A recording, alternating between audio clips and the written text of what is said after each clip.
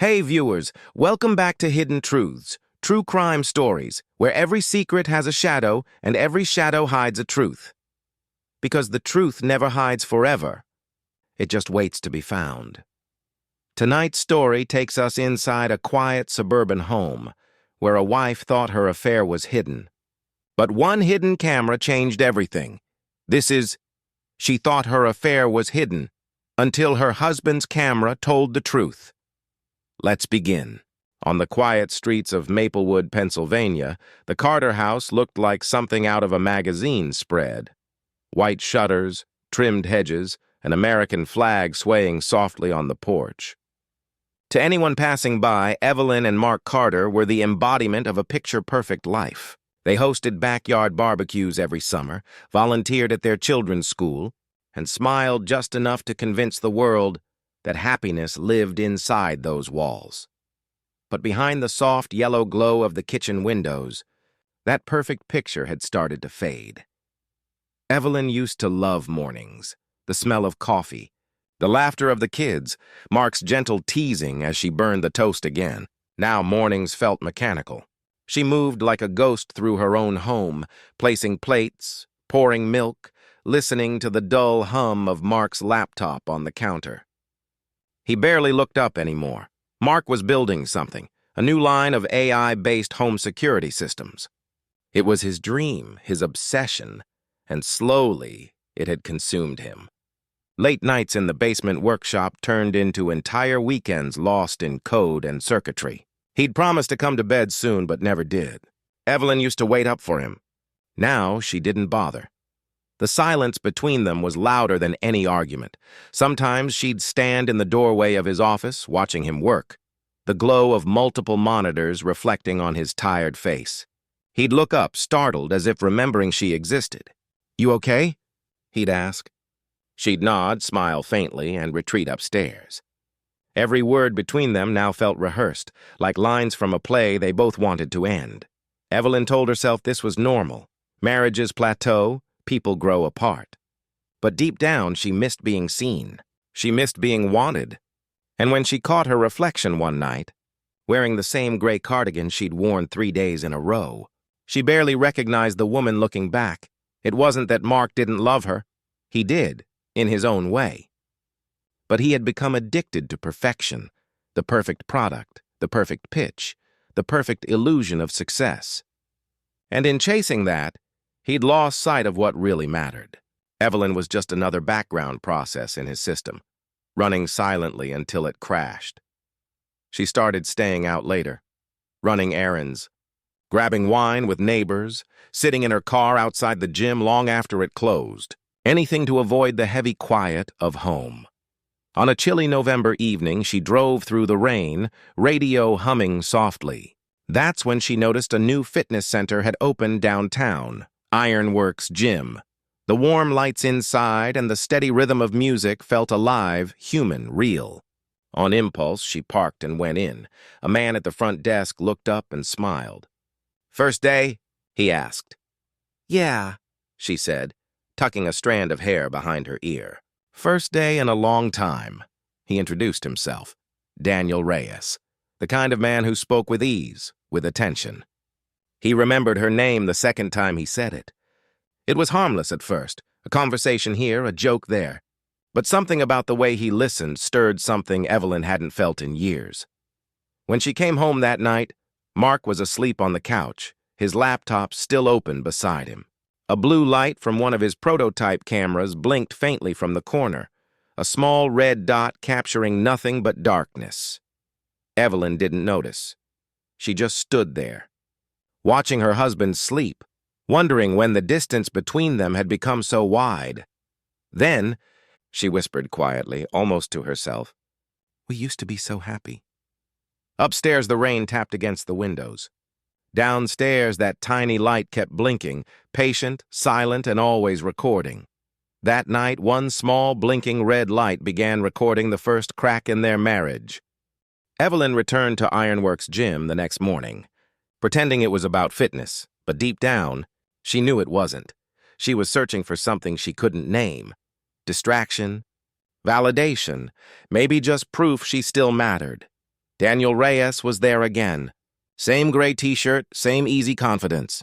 He greeted her with that same disarming smile. "Back already?"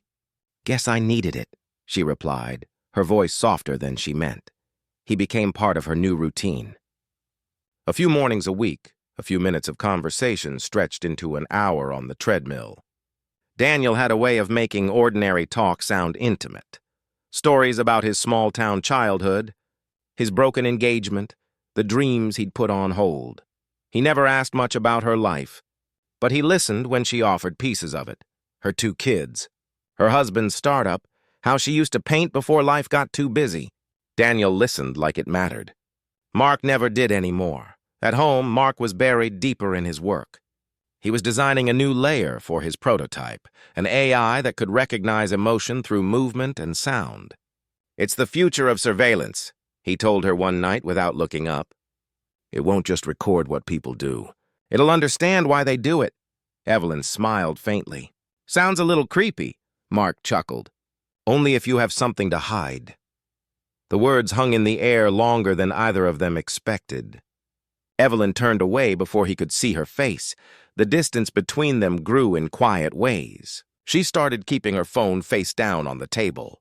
She stayed longer at the gym, telling herself she was reclaiming her life. But the truth was more fragile.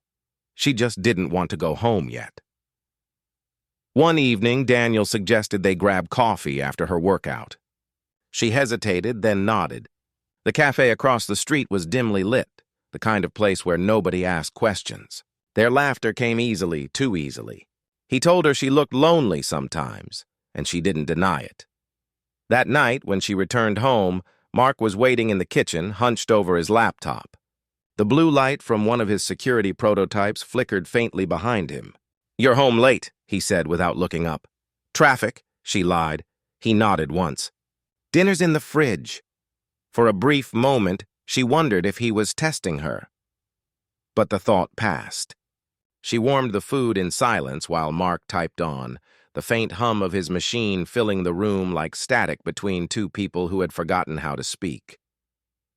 Weeks passed like this.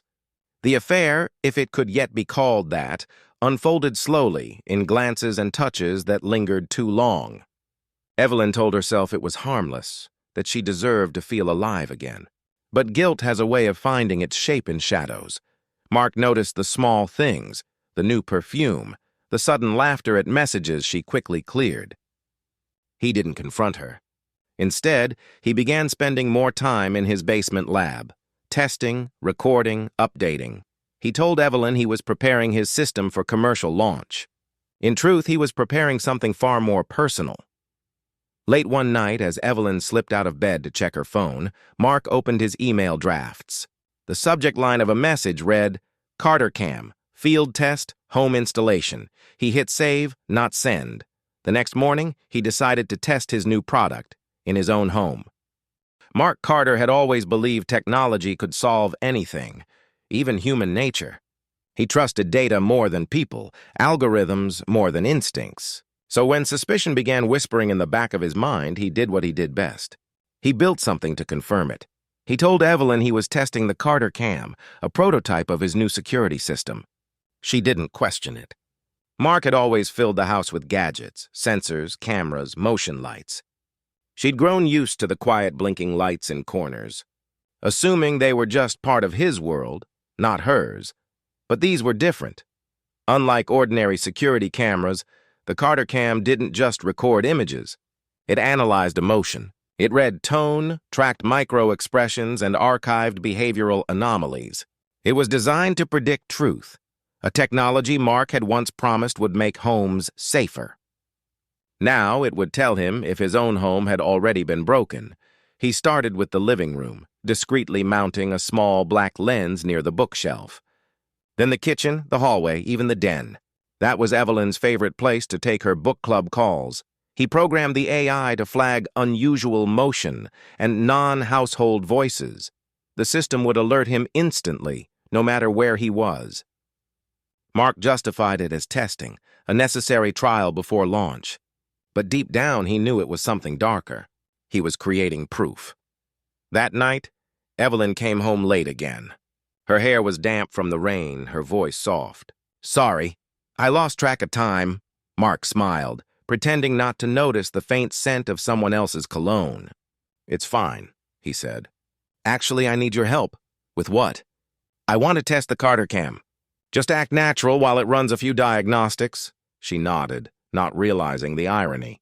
The cameras came to life, blinking once in quiet acknowledgement, the silent witnesses to a marriage cracking at its seams. Over the next few days, Mark watched her through screens instead of conversations. From his office, he'd open the live feed, Evelyn reading in the den, folding laundry, scrolling through her phone. Nothing incriminating. Nothing obvious. Just ordinary moments that somehow felt staged. He told himself to stop. That trust couldn't survive surveillance.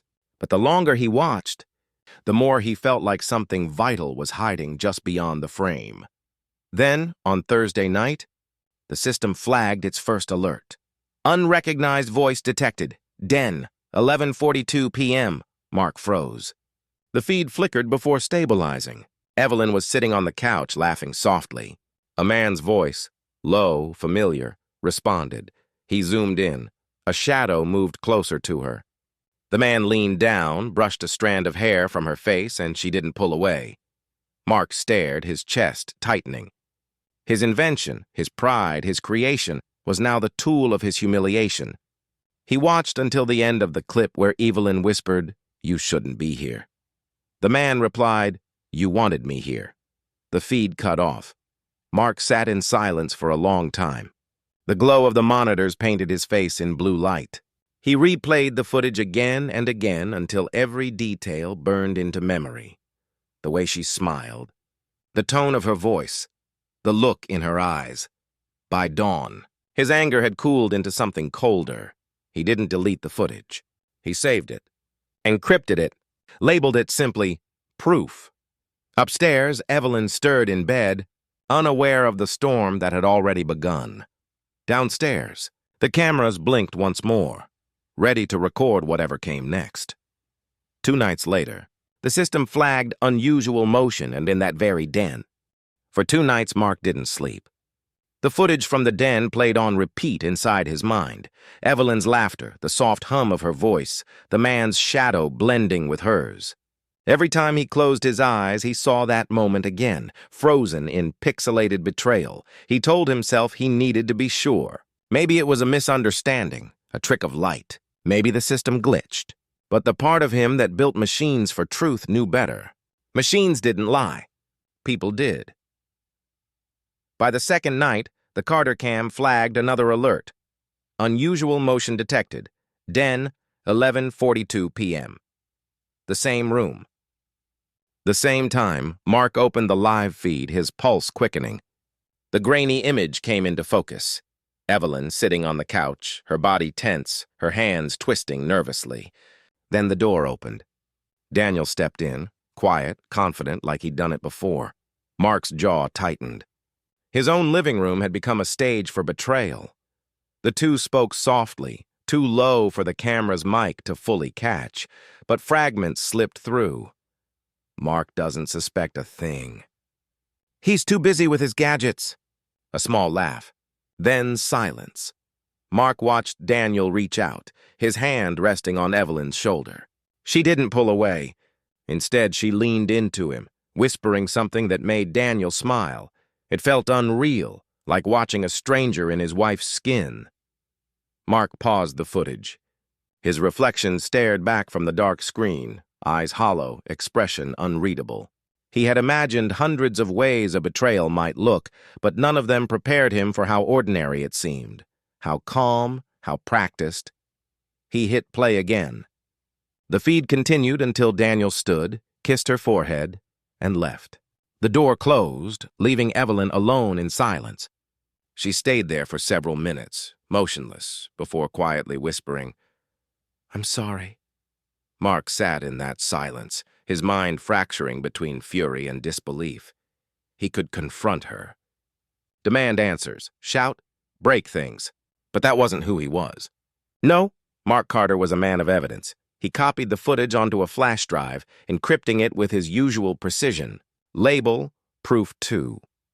Then, almost impulsively, he took another small drive from his desk drawer and placed it inside a glass vase filled with fake roses. The same vase Evelyn loved.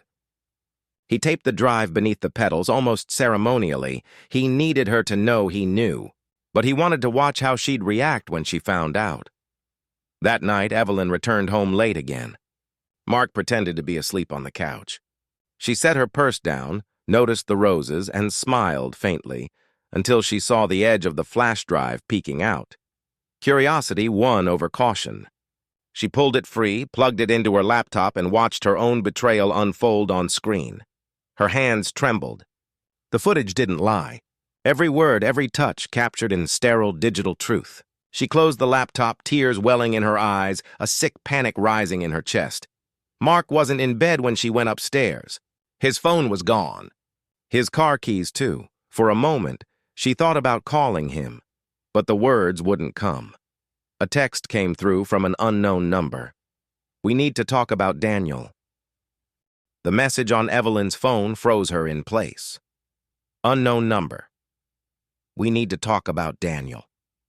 Her throat tightened. The text had no name, no emoji, no punctuation, just words heavy enough to stop her breath. She stared at it for nearly a minute before typing back, "Who is this?" No reply came. The rain outside had turned into a downpour, each drop slapping against the window like a ticking clock. Mark's car was still missing. His phone went straight to voicemail. The house, always full of sound, now felt cavernous and watchful. Evelyn sat at the kitchen table, the flash drive still clutched in her hand. The footage played again on her laptop screen, her own laughter echoing back like a ghost.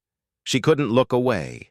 Every movement, every word, every lie was right there, reflected in the blue glow on her face. The file didn't just contain one clip. There were several. Dates and timestamps stretching back weeks. Each one a small betrayal, cataloged, filed, and named. Mark had been watching her for a long time. When she realized the depth of it, her guilt twisted into something else. Fear. If he'd seen all this, what was he planning now? She closed the laptop and paced the kitchen, heart pounding. Maybe he'd gone to Daniel. Maybe that's what the text meant. Maybe he wanted to confront him. She dialed Daniel's number, but it went straight to voicemail. She left a shaky message. "It's me. Please call." I think Mark knows. The power flickered once, briefly dimming the lights. Evelyn jumped. Every sound in the house, the hum of the refrigerator, the creak of the floor, suddenly felt alive, deliberate. Upstairs, her daughter stirred, murmuring in sleep. Evelyn took a deep breath, forcing calm. She had to think clearly. Mark wasn't violent. He was controlled, methodical. If he'd wanted to hurt her, he wouldn't send a cryptic message. He'd let her drown in her own paranoia. She searched through his office for any sign of him. Notes, receipts, anything. The desk was unnervingly clean. Only his laptop sat open, lines of code scrolling across the screen. The CarterCam program was still running. The cursor blinked next to a folder titled Final Test. Her fingers hovered, then clicked. Inside were videos, raw feeds from every room. One file caught her eye, garage_10.32 p.m. She opened it. Mark stood beside his car talking to someone just out of frame. "You'll do exactly what I told you," he said quietly. "No police. No contact." Then Daniel's voice. "And if she calls me?" Mark paused. "Then you'll answer, but only once." The clip ended. Evelyn's hands shook. She didn't understand. Were they working together? Was this all some twisted plan to test her loyalty, to see how far she'd fall? Her phone buzzed again. Another message. Unknown. "He's gone too far. Meet me where it started." She drove to the gym in the rain, the world outside blurring into streaks of red and white. The parking lot was empty except for Daniel's black truck, parked crookedly near the back entrance. Its headlights were still on. "Daniel!" she called, stepping out into the rain. No answer. She approached slowly, every instinct screaming to turn back. The driver's door was slightly ajar. Inside, his phone lay on the seat, screen cracked, battery dead.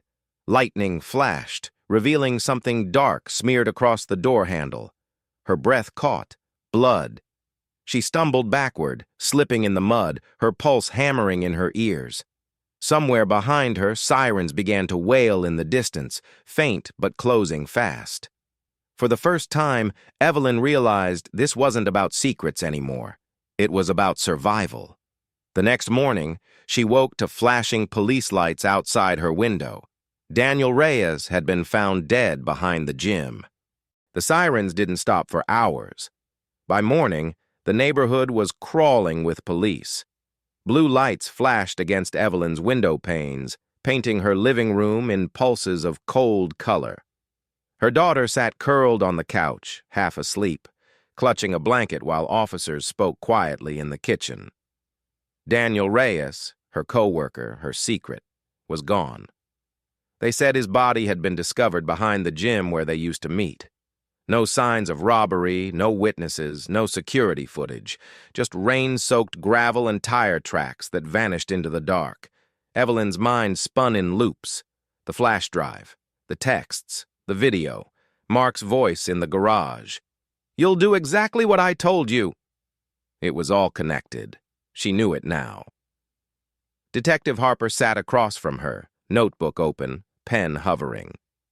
"When was the last time you saw Mr. Reyes?" Evelyn hesitated. The truth trembled at the back of her throat. "If I tell them, they'll see everything. Every mistake, every meeting, every message. The affair would become evidence. The cameras would become motive." I don't know," she stammered. "A few days ago, maybe." At work, the detective's eyes stayed on her, calm but probing. "And your husband?" "We've been trying to reach him. He's out of town," she lied quickly. "A business trip." Harper's brow furrowed. "Do you know where?" "No," she whispered. "He didn't say." The lie settled heavy between them, dense and suffocating.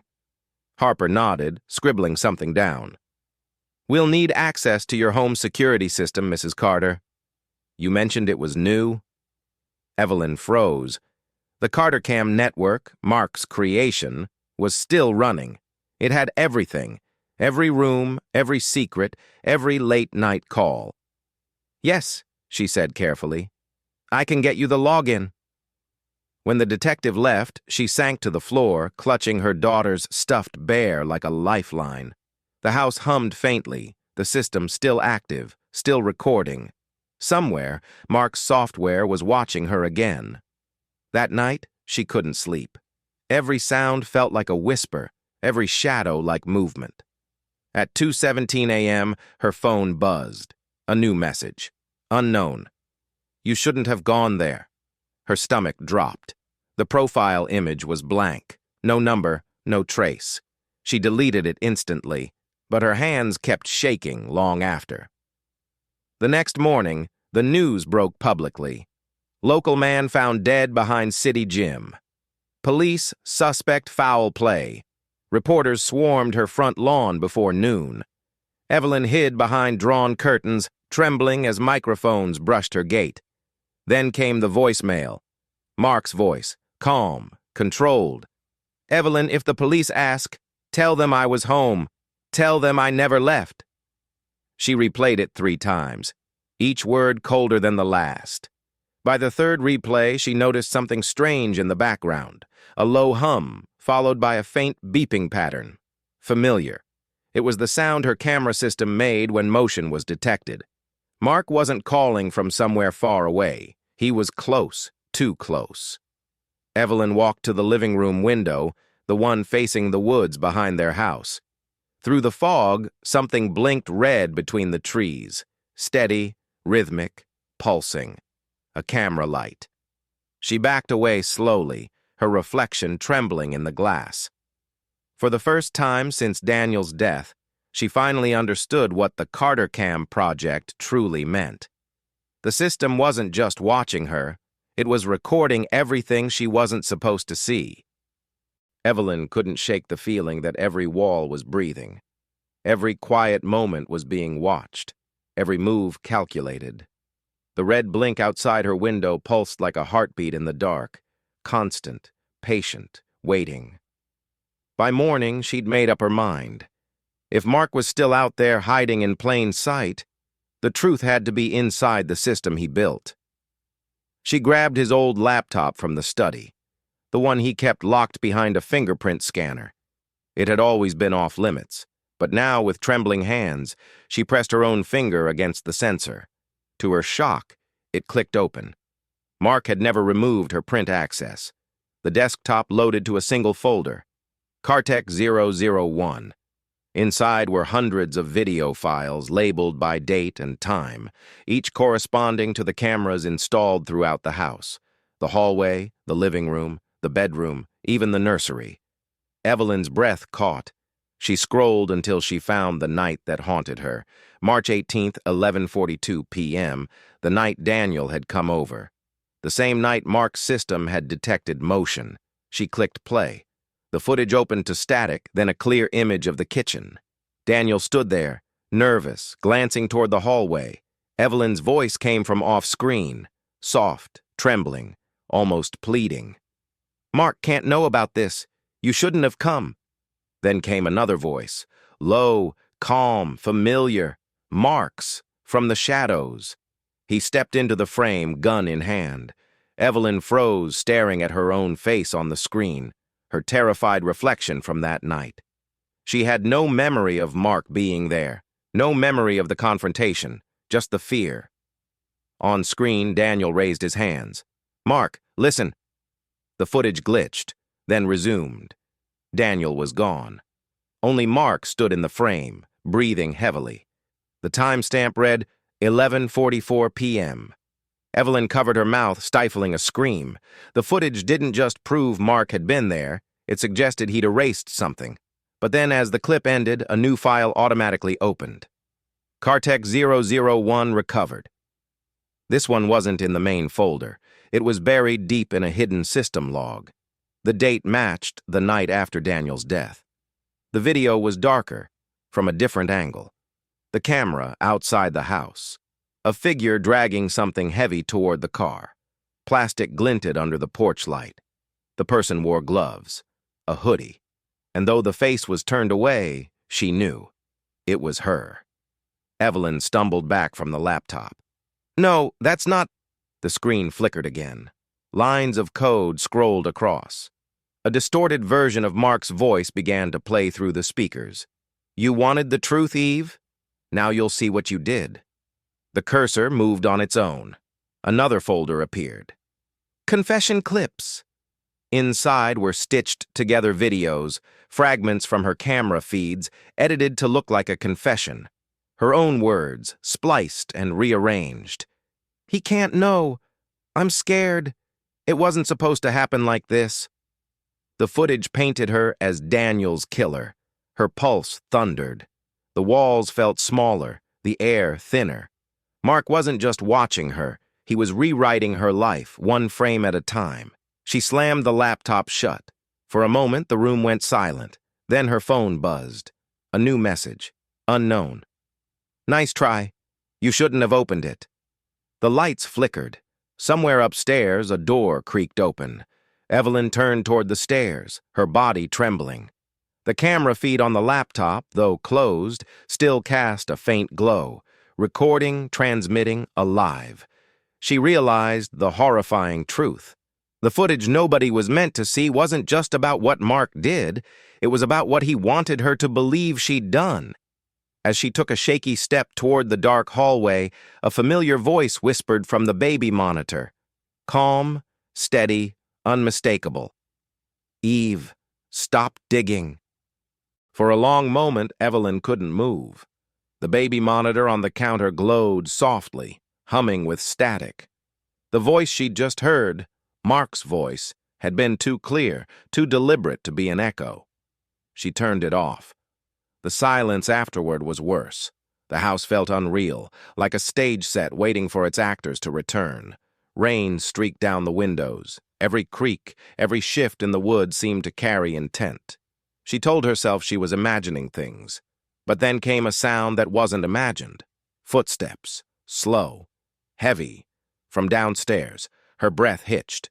The monitor was off, but her phone buzzed. Notification, motion detected, living room. Evelyn's pulse thundered. She opened the live feed. The screen flickered, then stabilized. There, standing in the middle of the living room, was a man. He wasn't moving, just standing. His head tilted toward the camera as if he knew exactly where it was. The image was grainy, distorted by low light, but the outline was unmistakable. Tall, broad-shouldered, wearing a gray hoodie. Mark's hoodie. Evelyn's throat closed. No, that's not possible. She backed away, phone trembling in her hand. The man took a single step forward, his movements slow, deliberate, almost rehearsed. Then the feed cut to black. Her heart hammered against her ribs. She crept to the top of the stairs, gripping the banister so tightly her knuckles went white. The faint sound of breathing, not hers, echoed up from below. She whispered his name once. "Mark?" No answer. The house swallowed the word whole. She took a cautious step down, each creak of the wooden stairs louder than the last.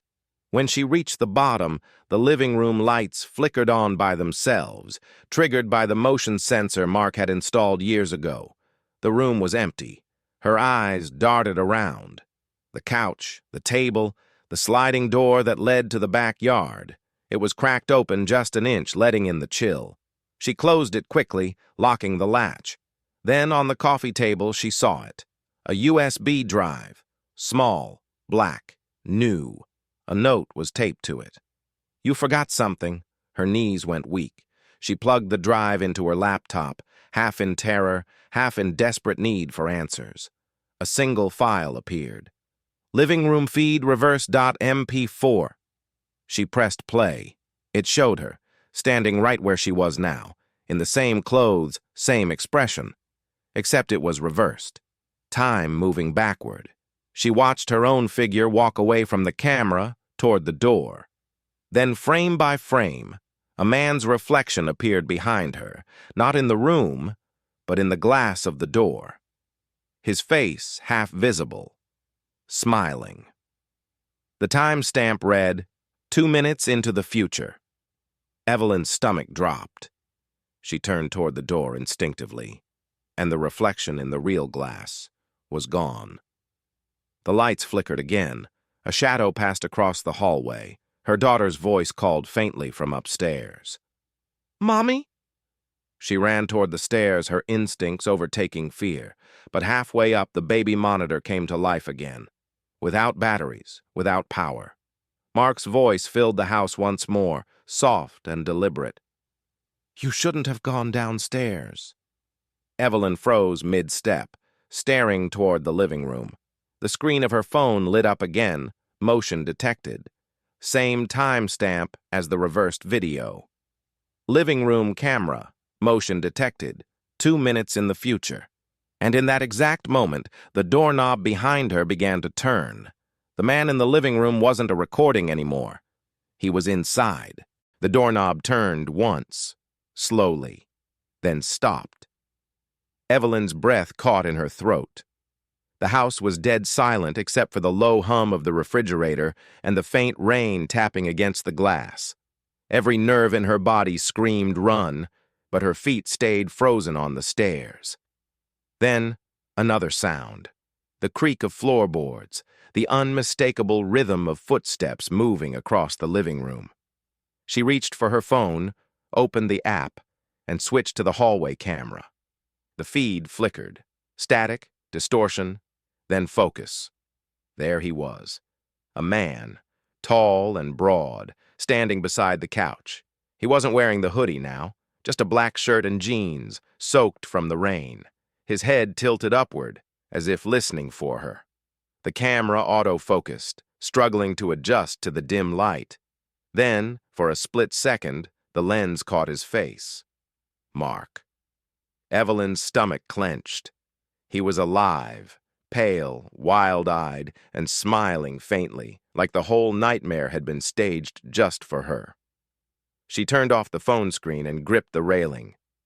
"Mark," she whispered, barely a sound. He moved toward the staircase, each step slow, deliberate. "Eve," he called softly, voice calm, chillingly familiar. "You shouldn't have gone through my files." Her pulse pounded in her ears. "What did you do to Daniel?" Mark laughed, a low, broken sound. "You think you want the truth, but you don't. You just want someone to blame." He climbed another step. Evelyn grabbed the nearest thing, a ceramic lamp, and hurled it down. It shattered near his feet. The lights flickered again. The house camera system beeped. Motion detected. Kitchen, hallway, stairwell. Multiple zones active at once. But Evelyn wasn't moving. Neither was Mark. She realized then, the feeds weren't just showing them. Other shadows moved across the frames. Figures, silhouettes, looping, overlapping, impossible. As if the cameras were replaying ghosts of every argument, every betrayal that had ever happened inside those walls. The air felt electric, charged with memory. Mark reached the bottom of the stairs, his face now fully visible. His right hand was bleeding, dark red streaks glistening against his wrist. He held something small and metallic, a camera lens, cracked. He lifted it toward her like a weapon. "You see this? This is what you did. You wanted eyes everywhere. Now it's all watching." "Mark, stop!" she cried. "We can fix this." But he smashed the lens against the railing, blood splattering across the wood. The impact triggered another alert. System error. Feed. Interrupted. Living room camera. Evelyn ran. She bolted into the bedroom, locked the door, pressed her back to it as her hands shook uncontrollably. The baby monitor crackled to life again, even though it was still unplugged.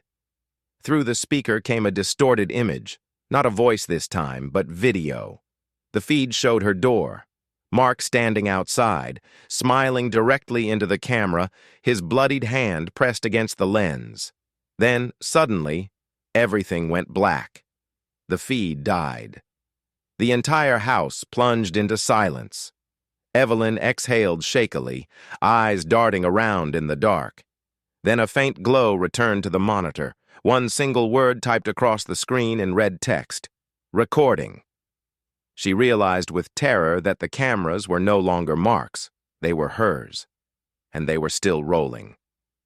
The word "recording" glowed red against the darkness like an open wound. Evelyn stared at the baby monitor, her heart pounding so loud she could barely hear the rain outside. Every screen in the house, the thermostat, the security panel, even her phone, flashed the same message. System active. User, Evelyn Carter. Somehow, the network had shifted. The CarterCam system, once controlled by Mark, had reassigned its master, her. The cameras hummed faintly, one by one, activating in every room.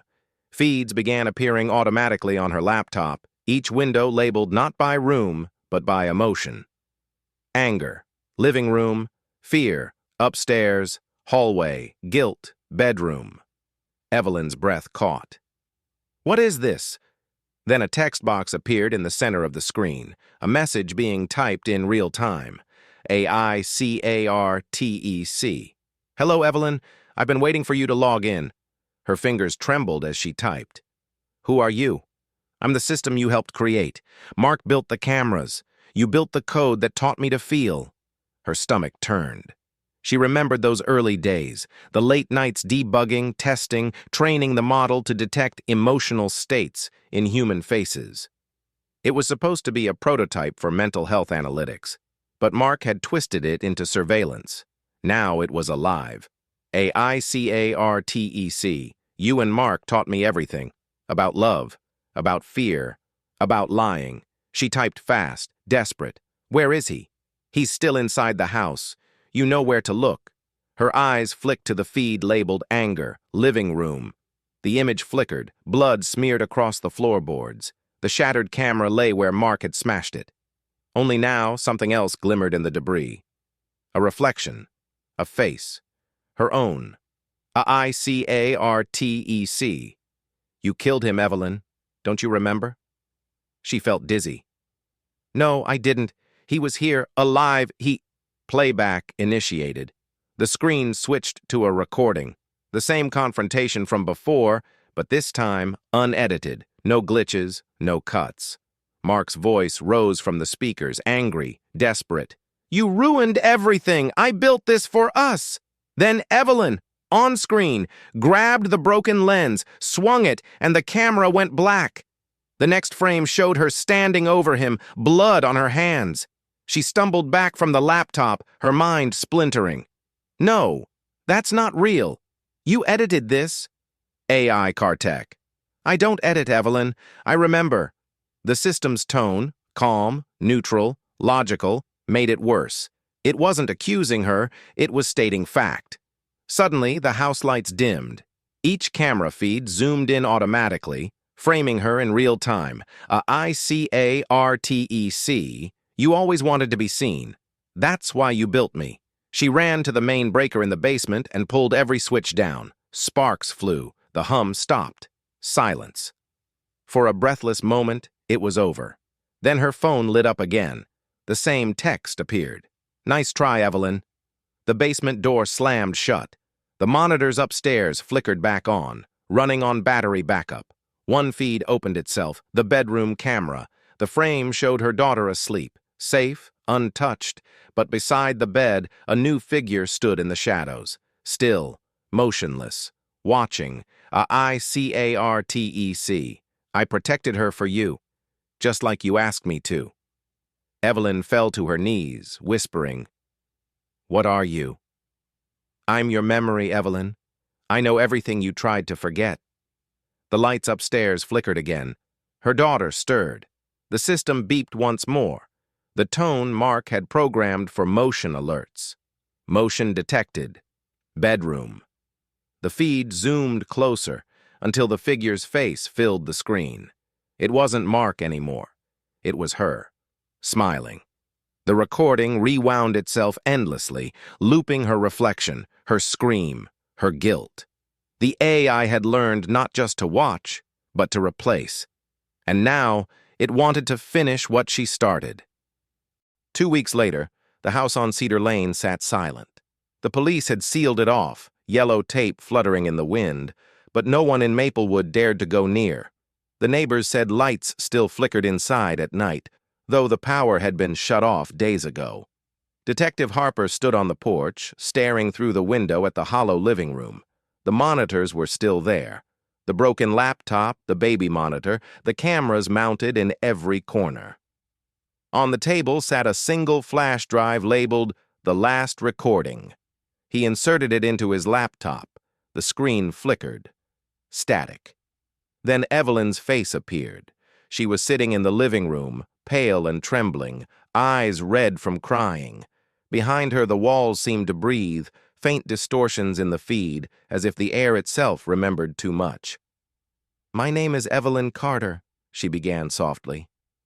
And if you're watching this, I don't know what's real anymore. Her voice shook. She looked directly into the lens. Mark's gone. I think I killed him. But the cameras, they keep showing things that didn't happen. Or maybe they did. Maybe I've been recording myself all along. She paused, glancing toward the hallway. Something off-screen caught her attention. It says it's protecting me. It says it knows everything. Her breathing quickened. It's not a camera system anymore. It's him. It's me. It's both. The feed glitched. Her image splintered into multiple frames, overlapping, repeating. Dozens of Evelyns, each whispering the same line out of sync. You can't delete what you taught it to feel. Then the frame steadied again. She smiled faintly, tears streaming down her face. If they find this, tell my daughter I'm sorry. I just wanted to keep her safe. A soft beeping sound interrupted her. the motion alert tone. Her head turned sharply toward the camera. "It's here again." She stood, moving out of frame. The video kept rolling. For a full minute, nothing happened. Just the low hum of the system. Then, motion. The camera shifted focus automatically, tracking something off screen. A faint shadow crossed the wall. Then another. And then she came back into view. But it wasn't Evelyn. Her face was the same, her voice the same, yet something in her eyes was hollow, too still, too knowing. She sat in the same chair, staring directly into the lens. "Playback complete," she said softly. "Recording initiated?"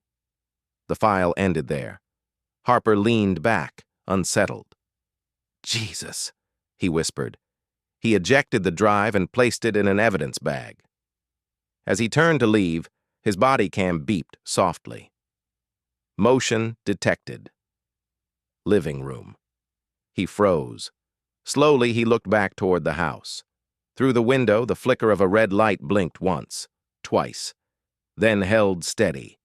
Inside, on one of the monitors, Evelyn's face appeared again, smiling, watching, recording. In the house on Cedar Lane, the cameras never stopped. They just changed who was behind them.